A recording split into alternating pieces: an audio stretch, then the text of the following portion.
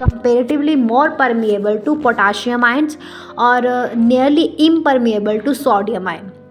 Okay, मतलब जब neuron जो है is not conducting any impulse, तो दैट इज़ की रेस्टिंग एक्सोनल मेम्ब्रेन जो है इज़ कंपेरेटिवली ज़्यादा परमिएबल है टू द पोटाशियम आयन और नियरली इम्परमिएबल है टू द सोडियम आयन। और सिमिलरली मेम्ब्रेन जो है इम्परमिएबल है नेगेटिवली चार्ज प्रोटीन की, जो एक्सोप्लाज्म में जो नेगेटिवली चार्ज प्रोटीन है उसके इम्परमिएबल है मेम्ब्रेन।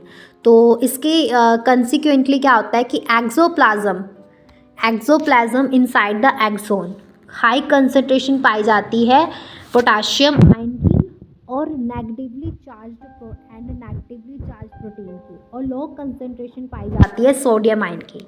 इन कंट्रास्ट क्या होता है, फ्लूइड जो है एक्सोन के बाहर, आउटसाइड द एक्सोन जो फ्लूइड है एक्स्ट्रासेल्युलर जो फ्लूइड है उसमें लो कंसंट्रेशन पाई जाती है किसकी, पोटाशियम की, और हाई कंसंट्रेशन पाई जाती है सोडियम की, मतलब ऑपोजिट है।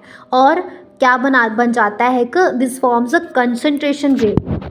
तो दिस आयनिक ग्रेडियंट जो है across the resting membrane are maintained by active transport, मतलब जिसमें एटीपी जो है यूज्ड होगी of ions by sodium potassium which transport three sodium ion outwards for 2 potassium into the cell. Okay, एक बार फिर से रिपीट करती हूँ कि इस वजह से क्या होगा, कंसंट्रेशन ग्रेडियंट जो है वो बन जाएगा। तो आयनिक ग्रेडियंट जो है across the resting membrane maintained होगा by active transport of ion by sodium potassium, जो ट्रांसपोर्ट करेगा 3 सोडियम को आउटवर्ड्स और for 2 potassium into the cell. इसके रिजल्ट से क्या होगा कि आउटर सरफेस जो है एक्सोनल मेम्ब्रेन का, उस पर क्या आ जाएगा, पॉजिटिव चार्ज आ जाएगा, और जबकि जो इनर सरफेस है वो क्या बन जाएगा, वो नेगेटिवली चार्ज बन जाएगा, देयरफॉर इज ए पोलराइज्ड। तो electrically potential difference across the resting plasma membrane is called resting potential -70 millivolt. Clear है? ओके, तो ये था हमारे थर्ड मेन टॉपिक के आगे फर्स्ट सब टॉपिक। ओके, तो अभी नेक्स्ट वीडियो में सेकंड सब टॉपिक की बात करेंगे। तो उसके बाद क्या होता है कि जनरेट होती है इम्पल्स जब स्टिमुलस जो है अप्लाइड होता है at the site on a polarised membrane. तो मेम्ब्रेन जो है एट ए साइट ए पे जो मेम्ब्रेन होती है वो क्या करती है, वो फ्रीली परमिएबल हो जाती है सोडियम आयन की। तो इससे क्या होता है कि रैपिड इनफ्लक्स जो है सोडियम आयन का फॉलो करता है reversible of the polarity eight the site.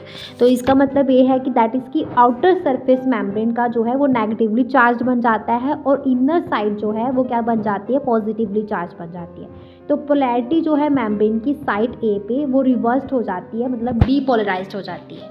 तो electrical potential difference across the plasma membrane at a site A, उसको हम बोलते हैं action potential, which is in fact termed as a nerve impulse. अभी conduction होगी impulse की, कैसे होगी, एट अ साइट, यहाँ साइट पे क्या होता है, इमीडिएटली हेड की एक्सोन साइट बी मेम्ब्रेन जो है positive charge on outer surface पे पॉजिटिव चार्ज है और नेगेटिव चार्ज जो है वो इनर सरफेस पे है। जिसके रिजल्ट से क्या होता है, करंट फ्लो जो है इनर सरफेस पे वो साइट ए से जाता है।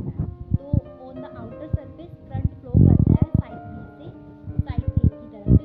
तो जो एक साइकिल है वो कंप्लीट सर्कल ऑफ करंट। तो इससे क्या होगा कि पोलैरिटी जो है पोलैरिटी एट द साइट वो रिवर्स हो जाती है। तो एक्शन पोटेंशियल जो है वो जनरेट होता है एट अ साइट बी। तो impulse thus the impulse action potential generated at a site A arrives at a site B। तो ये सीक्वेंस जो है repeated along the length of axon, consequently जो है इम्पल्स जो है कंडक्ट होती है। तो rising stimulus induce permeability to sodium ion, तो एक्सट्रीमली शॉर्ट लिव्ड है। तो ये क्विकली फॉलो किया जाता है बाय राइज इन अ, जैसे ही बड़ी है परमिबिलिटी पोटाशियम आयन की तो क्विकली उसको फॉलो किया जाता है। तो within a fraction of second potassium diffuses outside the membrane. तो ये रिस्टोर कर लेता है रेस्टिंग पोटेंशियल मेम्ब्रेन के at the site of excitation, और फाइबर्स जो हैं वो क्या बन जाते हैं, become once more responsible to further stimulation. तो -70 मिलीवोल्ट। क्लियर है? तो यहाँ पे हमारा फर्स्ट सब टॉपिक क्लियर है। ओके।